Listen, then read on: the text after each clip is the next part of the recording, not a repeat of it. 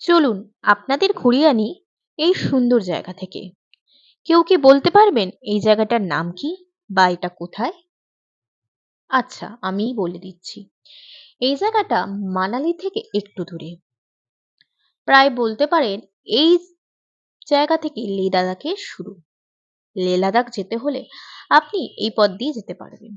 এত সুন্দর জায়গায় আসছি আর একটু জার্নি হবে না তা তো নয়। অবশ্যই এই জায়গায় আসতে হলে অবশ্যই আপনাকে 4x4 কারে আসতে হবে। 2x2 কারে কখনোই আসতে পারবেন না।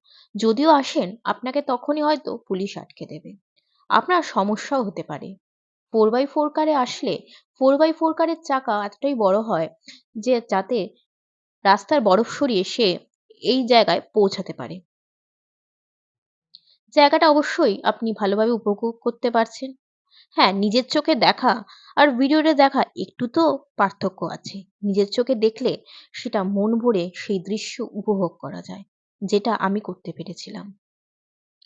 এই জায়গায় আসা আমার ১ম বার। ১ম বার এসে দেখে এত সুন্দর দৃশ্য দেখতে পারবো কখনোই ভাবতে পারিনি। সবকিছুই আসলে ভাগ্য। ভাগ্যে যদি থাকে আপনি অবশ্যই এই সুন্দর দৃশ্য উপভোগ করতে পারবেন। এত যে ঠান্ডা ছিল, সত্যি ঠান্ডায় অবশ্য একটু জমেই যাচ্ছিলাম। কিন্তু এই দৃশ্য দেখার পর সেই ঠান্ডা আর কিছুই মনে হচ্ছিল না। দু চোখ ভরে এই দৃশ্য উপভোগ করছিলাম। সাথে নিয়েছিলাম গরম গরম চা আর কফি। আর পাহাড়ি জায়গায় এসেছি, গরম গরম ম্যাগি খাবো না সেটা তো নয়। গরম গরম চা খেতে খেতে আর ম্যাগি খেতে খেতে এই দৃশ্য সত্যিই উপভোগ করা যায়। দু চোখ ভরে এই দৃশ্যকে আমি উপভোগ করছিলাম। মনেই হচ্ছিল না এই জায়গা থেকে চলে আসি। মনে হয় সারাক্ষণই থেকে যাই। কিন্তু সবকিছুরই তো একটা সময়ের ব্যাপার আছে। আমাদের যিনি নিয়ে এসেছিলেন তিনি বলেছিলেন, "আপনাদের শুধুমাত্র ১ ঘন্টাই থাকতে হবে। ১ ঘন্টার বেশি থাকতে পারব না।"